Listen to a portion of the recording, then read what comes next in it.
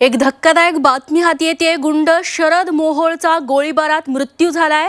पुण्यातल्या सुतारदरा परिसरामध्ये शरद मोहोळवरती हल्लेखोरांनी 3 गोळ्या झाडलेल्या होत्या।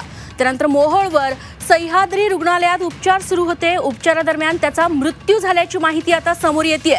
शरद मोहोळ हा पुण्यातील कुख्यात गुंड होता। त्याच्यावर हत्या, हत्येचा प्रयत्न, खंडणी, अपहरण यासारखे अनेक गुन्हे दाखल होते। शरद मोहोळ आणि साथीदारांनी टोळी युद्धातून गणेश मारणे टोळीतील पिंटू मारणेचा खून केलेला होता। या खून प्रकरणात त्याला अटकही झाली होती। या खटल्यात जामीन त्याला मिळालेला होता आणि त्यानंतर दासवे येथील सरपंच शंकर धिंडले अपहरण प्रकरणात त्याला पुन्हा अटक करण्यात आली होती।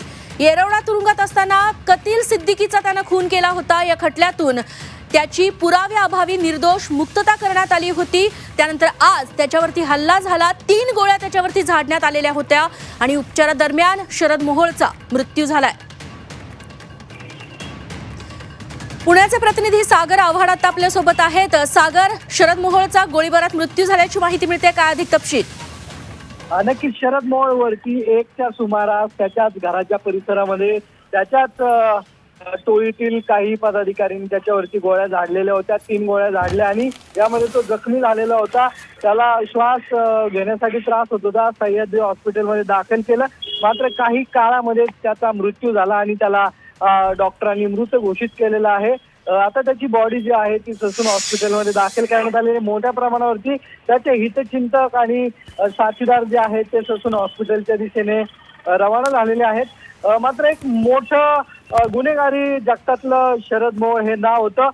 या गुन्हेगारी त्याने येरवडा जेलमध्ये सिद्दीकीचाही खून केलेला होता। अनेक गुन्हे त्याच्यावरती दाखल होते आणि अलीकडच्या काळामध्ये सर्व गुन्ह्यातून त्याची निर्दोष मुक्तता झालेली होती आणि तो आता राजकारणात वावरायला सुरुवात करत होता। अनेक हिंदुत्ववादी संघटनांच्या व्यासपीठावरती शरद मोहोळ उपस्थित राहत होता। त्याचबरोबर त्याची पत्नी स्वाती मोहोळ यांनी आता भाजपमध्ये प्रवेश केलेला होता। निवडणुकीची तयारी सुरू केलेली होती।